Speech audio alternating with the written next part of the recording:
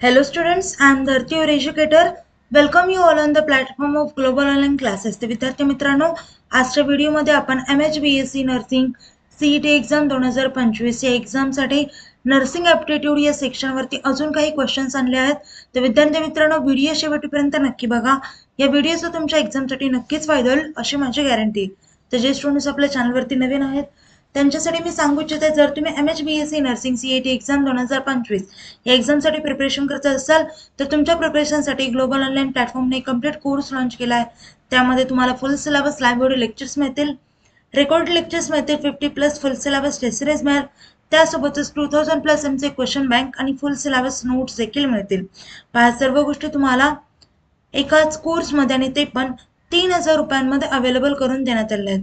अजून काही कोर्सबद्दल माहिती हवी असेल किंवा कुठल्याही प्रकारचे डाऊट्स असतील तर मी स्क्रीनवरती 2 नंबर दिले आहेत, त्या नंबरवरती तुम्ही कॉन्टॅक्ट देखील करू शकता. ओके, तर आता हा कोर्स कसा ॲक्सेस करायचा ते पाहू. तर त्यासाठी ग्लोबल ऑनलाईन ॲप्लिकेशन प्ले स्टोअरवरती जाऊन डाउनलोड करा.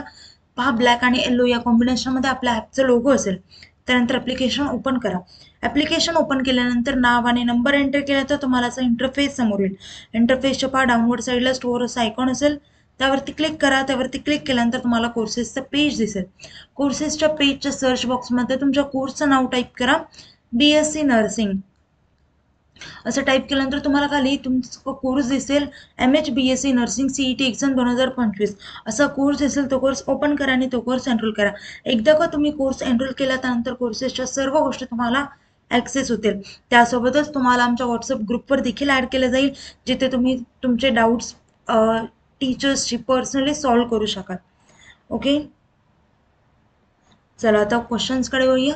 तर आजच्या व्हिडिओचा फर्स्ट क्वेश्चन आहे, which of these substance forms an alkaline solution in water. पहा, या प्रश्नामध्ये विचारलंय की खालीलपैकी असा कोणता पदार्थ आहे जो पाण्यात मिसळल्यानंतर अल्कलाइन सोल्युशन फॉर्म होतं. तर ऑप्शन्स आहेत MgOH2, मॅग्नेशियम हायड्रॉक्साईड म्हणतात त्याला. तर हा एक MgOH2 हा एक बेस आहे जो पाण्यात विरघळल्यानंतर हायड्रॉक्साईड आयन तयार होतं आणि हायड्रॉक्सियन आयनमुळे सोल्युशन हे अल्कलाइन होतं. त्याच्यामुळे करेक्ट ऑप्शन ऑप्शन ए. आता नेक्स्ट पाहू, H2SO4 म्हणजे सल्फ्युरिक ऍसिड. तर सल्फ्युरिक हे बघा, सल्फ्युरिक ऍसिड म्हणजे हे ऍसिड आहे. ओके, जो पाण्यात विरघळल्यानंतर हायड्रोजन आयन तयार करतं आणि हे अल्कलाइन नाही तर ऍसिडिक बनवतं. ओके, तर नेक्स्ट ऑप्शन पाहू, MgSO4. तर MgSO4 एक मीठ म्हणजे साल्ट आहे जे पाण्यात विरघळल्यावरती मॅग्नेशियम Mg+2 आणि सल्फेट SO4-2 असे आयन्स तयार करतो. तर हे सोल्युशन ना ऍसिडिक असतं ना अल्कलाइन असतं, तर हे न्यूट्रल सोल्युशन असतं. त्यामुळे हा पण ऑप्शन कट होतो. नेक्स्ट आहे NaCl म्हणजे सोडियम क्लोराईड. तर हे एक मीठ आहे जे पाण्यात विरघळल्यानंतर Na+ आणि Cl- असे दोन वेगवेगळे आयन्स तयार करतात. तर हे सोल्युशन न्यूट्रल असतं. ओके, त्यामुळे हा पण ऑप्शन कट होईल. मग करेक्ट ऑप्शन काय येईल? ऑप्शन ए, ते म्हणजे MgOH2. नेक्स्ट क्वेश्चन पाहू.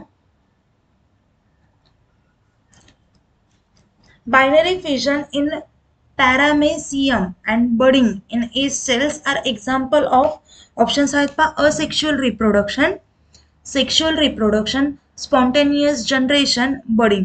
तर इथे करेक्ट ऑप्शन येईल option A, asexual reproduction. Binary fission in paramecium and budding in yeast cells are example of asexual reproduction. Okay, next question पाहू. A substance with a pH of 8 is a strong acid, weak acid, strong base, weak base. तर विद्यार्थी मित्रांनो पहा, pH scale म्हणजे potential of hydrogen. काय? Potential of hydrogen. तर ही एक scale असते ज्याची रेंज ही 0 to 14 इतकी असते. ओके, तर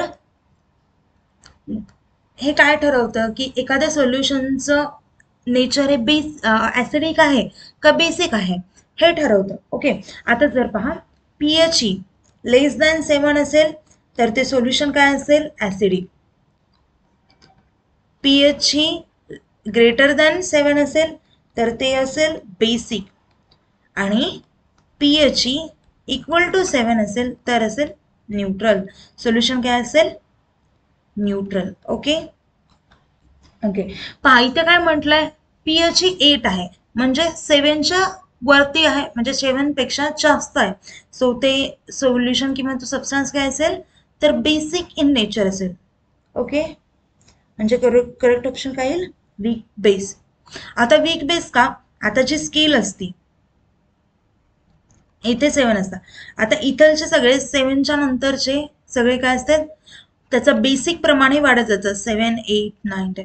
आता ज्याचं 14 असेल pH व्हॅल्यू तो सगळ्यात स्ट्रॉंग बेस असेल. ओके, आणि ज्याची 0 असती तो स्ट्रॉंग ऍसिड असतो. समजलं? म्हणजे 8 जर pH असेल तर नेचर कसं असेल त्याचं, तर वीक बेस. म्हणजे करेक्ट ऑप्शन काय येईल? Option D, weak base. Next question पाहू. Which of these nitrogenous bases may be found in RNA but not DNA? तर DNA म्हणजे डिऑक्सी रायबोन्यूक्लिक ऍसिड आणि RNA म्हणजे काय असतं तर रायबोन्यूक्लिक ऍसिड असतं. तर हे दोन्ही न्यूक्लिक ऍसिड असतात, बरोबर आहे, जे आपल्या बॉडीमध्ये जनुकीय म्हणजे माहिती ठेवतात, बरोबर आहे. तर हे न्यूक्लिक ऍसिड्स नायट्रोजन बेसिसने बनलेले असतात. DNA मध्ये वेगवेगळे आढळतात नायट्रोजन बेसिस, जसे की ॲडेनाइन, थायमिन, सायटोसिन, ग्वानाइन.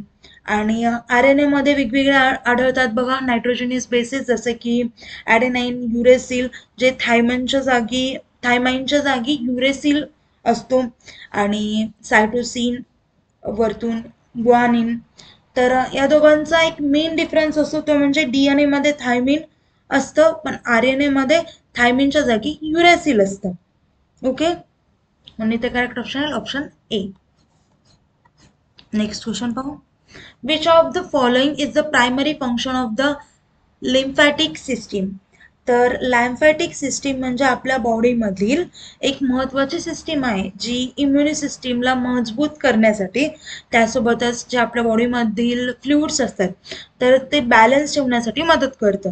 आता याचं मेन काम असतं ते म्हणजे protecting the body against infections.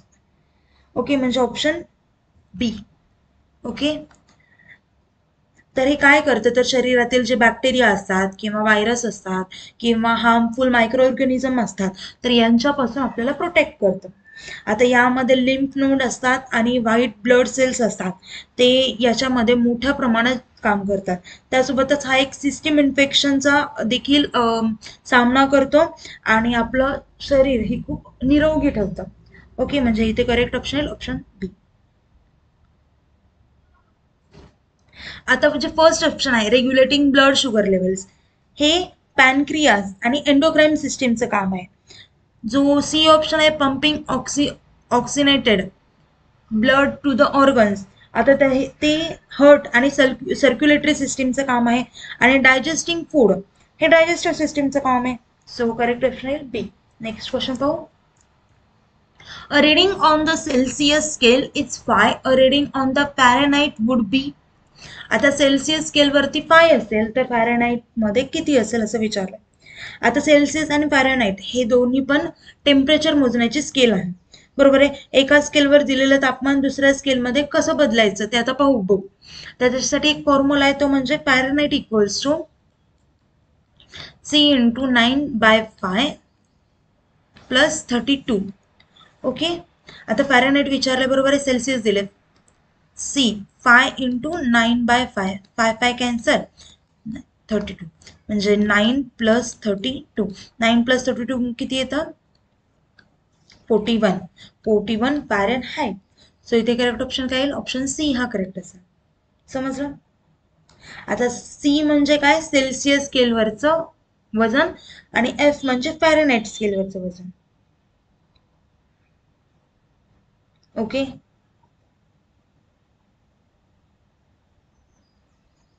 Next question पाहू.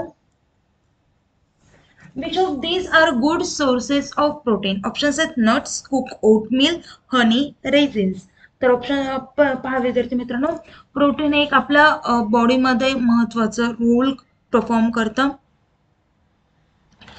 जो सेल्सच्या बांधकामासाठी आणि रिपेअर करण्यासाठी आपल्याला यूज होतो. आता शरीरात जे स्नायू तयार होतात, तर त्यासोबतच इम्युनिटी मजबूत करण्यासाठी या गोष्टींचा उपयोग होतो. ओके, प्रोटीनचा उपयोग होतो. आता फर्स्ट ऑप्शन आहे नट्स. नट्समध्ये काय येतात, तर आपले बदाम, अक्रोड, काजू. तर यामध्ये खूप चांगल्या प्रकारे हे गुड सोर्स ऑफ प्रोटीन आहे. ओके, तर त्यात फॅट्स असतात, पण ते हेल्दी फॅट्स असतात आणि विटॅमिन्स देखील असतात, ज्यामुळे ते आपल्या आरोग्यासाठी खूप फायदेशीर असतं. त्यामुळे इथे correct option option A, nuts. Okay, next आहे कुक ओटमील. म्हणजे जे कुक ओटमील, ओट्स असतात ते कुक केल्यानंतर, तर ओटमील मध्ये वेगवेगळे प्रोटीन असतात. म्हणजे खूप थोड्या प्रमाणात प्रोटीन असतं, तेवढं जेवढं नट्स मध्ये असतं तेवढं कुक ओटमील मध्ये नसतं. पण त्याच्यामध्ये मेनली कार्बोहायड्रेट्स असतं. ओके, मग कुक ओटमील हे मॉडरेट लेवलचं सोर्स ऑफ प्रोटीन आहे. ओके, नेक्स्ट ऑप्शन आहे पहा हनी. तर यामध्ये प्रोटीन नसतो, तर यामध्ये फक्त नॅचरल शुगर आणि अँटीऑक्सिडंटसाठी हे ओळखलं जातं. नंतर आहे रेझिन्स. रेझिन्स म्हणजे मनुका. तर मनुकामध्ये खूप कमी प्रमाणात प्रोटीन असतं, त्याच्यामध्ये मेनली नॅचरल शुगर आणि फायबर असतं. ओके, सो हे काय असेल, it is not a good source of protein. So the correct option आहे ऑप्शन ए. नेक्स्ट क्वेश्चन पाहू.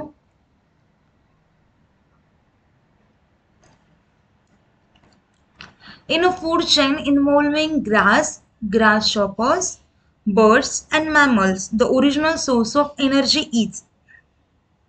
आता फूड चेन म्हणजे ही अन्न सकाळची ही अन्न साखळी ही एक प्रोसेस आहे, ज्यामध्ये एनर्जी एका जीवापासून किंवा एका ऑर्गॅनिझम पासून दुसऱ्या ऑर्गॅनिझम पर्यंत, जीवापर्यंत ट्रान्सफर होते. ओके, तर या फूड चेन मध्ये गवत, टोळ, पक्षी आणि सस्तन प्राणी म्हणजे ग्रासशॉपर्स, बर्ड्स अँड मॅमल्स हे सगळे इन्क्लूड असतात. तर यांच्यासाठी ऊर्जा मिळवण्याचं सगळ्यात मोठं स्रोत कोणता आहे, तर फर्स्ट आहे ग्लुकोज. तर ग्लुकोज हे प्लांट्स असतात, बरोबर, प्लांट्स तयार करतात, परंतु ते एनर्जीचा मेन सोर्स नाहीये. तर वनस्पती सनलाईटचा वापर करून फोटोसिंथेसिसच्या थ्रू ग्लुकोज तयार करतात. तर ते ओरिजिनल फॉर्म नाहीये, ओरिजिनल सोर्स नाहीये एनर्जीचं ग्लुकोज. ओके, नेक्स्ट आहे सनलाईट.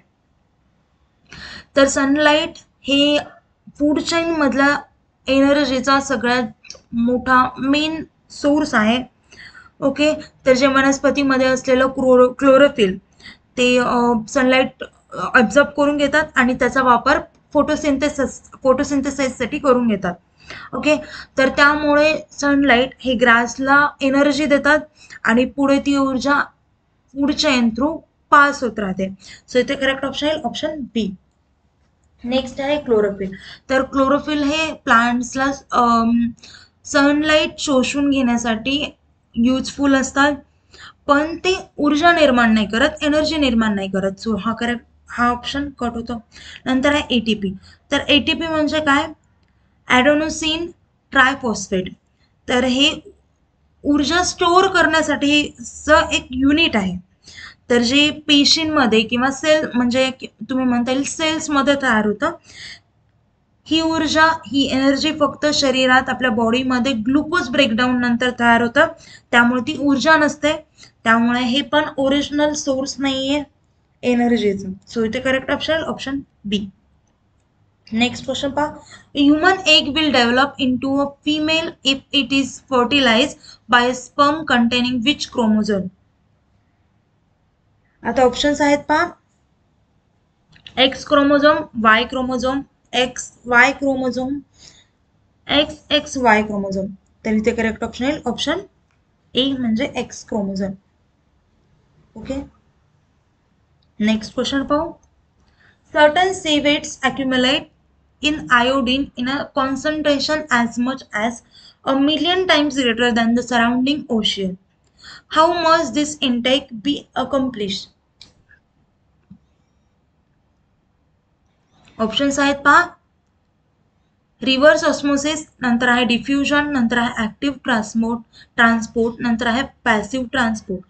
तर आता इथे काय म्हणलंय, समुद्रातील काही जे सीवीड्स असतात म्हणजे समुद्री गवत, तर त्यांच्या बॉडीमध्ये आयोडीन हे खूप मोठ्या प्रमाणात स्टोअर असतं, जो आपल्या सराउंडिंग ओशियन म्हणजे आजूबाजूच्या समुद्राच्या पाण्यामधील आयोडीनच्या तुलनेत 10 लाख पटींनी जास्त असतं. तर या मोठ्या प्रमाणातील आयोडीनचे हे सेवन कशा प्रकारे केले जातं हे विचारले. ओके, फर्स्ट ऑप्शन आहे रिव्हर्स ऑस्मोसिस, सेकंड आहे डिफ्युजन, थर्ड आहे ऍक्टिव्ह ट्रान्सपोर्ट आणि फोर्थ आहे पॅसिव्ह ट्रान्सपोर्ट. तर इथे करेक्ट ऑप्शन ऑप्शन सी इथे म्हणजे ऍक्टिव्ह ट्रान्सपोर्ट. तर ऍक्टिव्ह ट्रान्सपोर्टमध्ये पदार्थ हे कमी प्रेशरच्या भागाकडून किंवा लो कॉन्सन्ट्रेशन टू हाय कॉन्सन्ट्रेशनकडे हलवले जातात आणि यासाठी एनर्जी लागते. तर समुद्र गवताला हे आयोडीन मोठ्या प्रमाणात साठवण्यासाठी ऊर्जेचा वापर करून ही प्रक्रिया किंवा ही प्रोसेस करणं शक्य आहे. सो इथे correct option option C active transport. तर विद्यार्थी मित्रांनो, आता व्हिडिओ इथेच थांबूया. काही डाऊट असतील तर मला कमेंट डाऊन करा. व्हिडिओ आवडला असेल तर व्हिडिओला लाईक करा. हे व्हिडिओ हेल्पफुल असेल तर व्हिडिओला लाईक करा. थँक्यू. बाय.